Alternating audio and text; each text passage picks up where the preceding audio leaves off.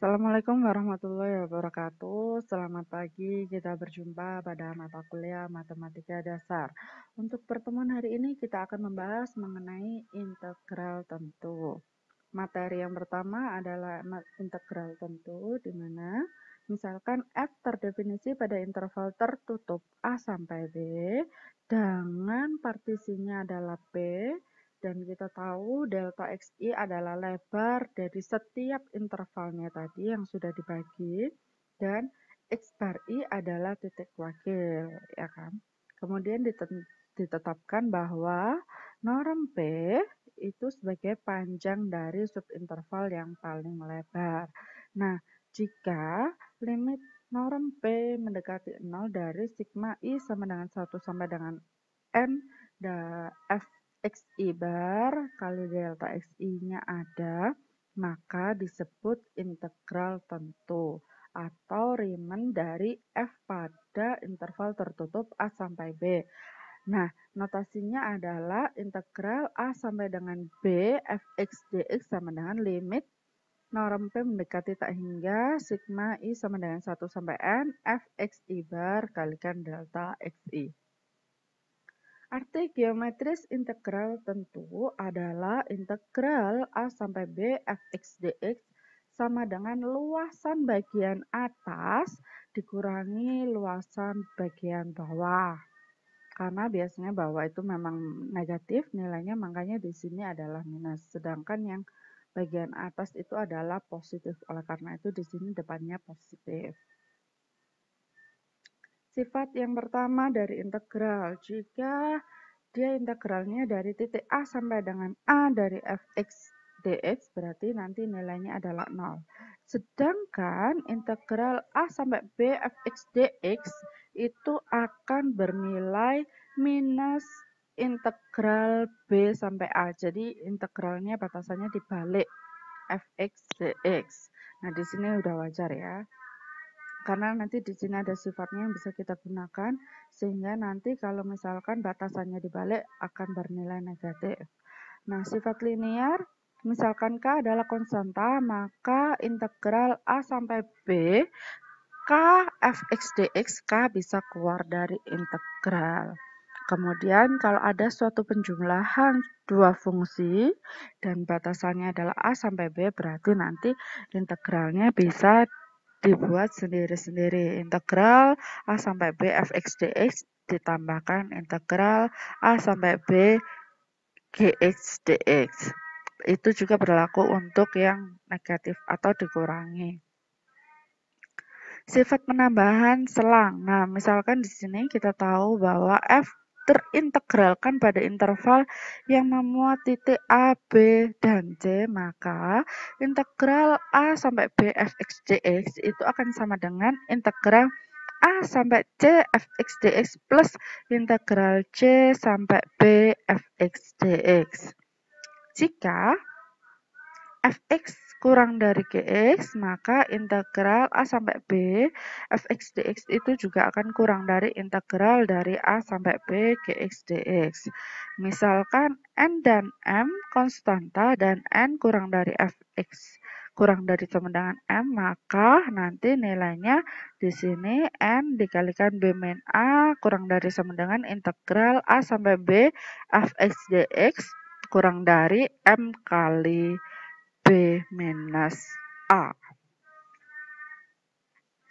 Perhatikan fungsi yang di samping ini, di mana kita tahu bahwa fungsinya adalah fx sama dengan 1 per x kuadrat, di mana x tidak sama dengan 0, dan akan sama dengan 1 jika x sama dengan 0. Sepanjang interval minus 2 sampai dengan 2, fungsi fx tak terintegralkan sebab fx tak terbatas di sekitar 0.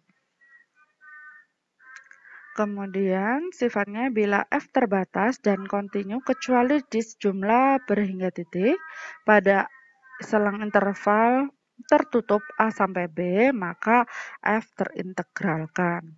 Nah, kita tahu bahwa fungsi-fungsi berikut ini ada 3 fungsi yang terintegralkan sepanjang interval tertutup A sampai B. Yang pertama adalah fungsi polinomial, yang kedua adalah fungsi rasional dengan syaratnya penyebut tidak sama dengan 0 sepanjang A sampai B. Kemudian fungsi yang terakhir adalah fungsi sinus dan kosinus.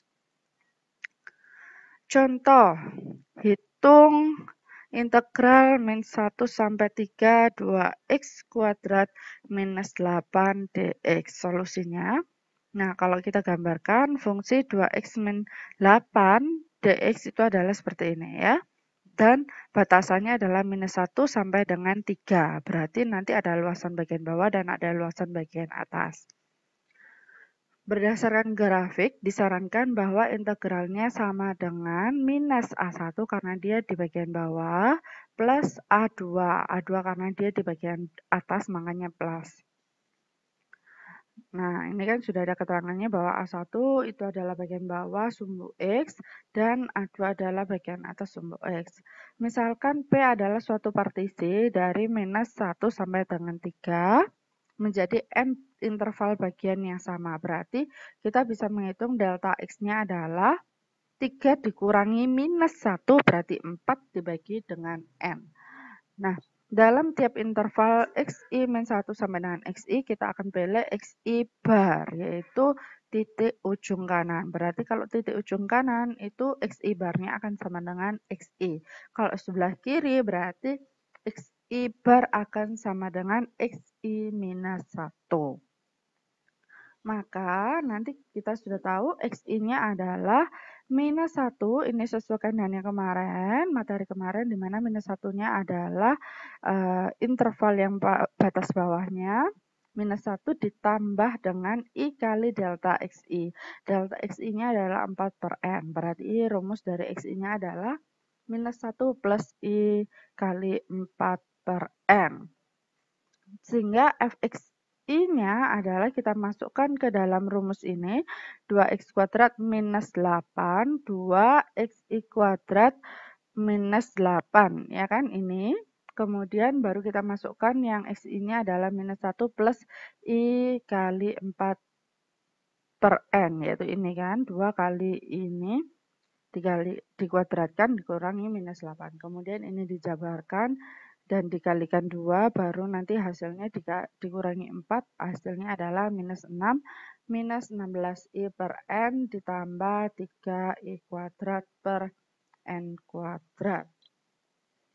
Akibatnya baru kita gunakan jumlahan Riemann yang kemarin, jumlahan Riemann dari I sama dengan 1 sampai N, F X I bar dikalikan delta XI. Berarti dari sini kita jabarkan F X I-nya adalah ini ya, kemudian delta X-nya adalah minus 1 plus I kali 4 per N. Nah, proses ini dikalikan ya, dikalikan dulu yang bagian dalam, baru nanti di partisi yang ada I-nya ya, sigmanya ini disendirikan setiap ini, baru kita pakai rumus sigma yang jumlahan khusus, yaitu seperti sigma I sama dengan 1 sampai N dari I itu adalah N dikalikan N plus 1 per 2. Begitu pula untuk jumlahan I kuadrat, hasilnya adalah ini, baru ini kita kalikan satu-satu, hasilnya ketemu seperti ini ya.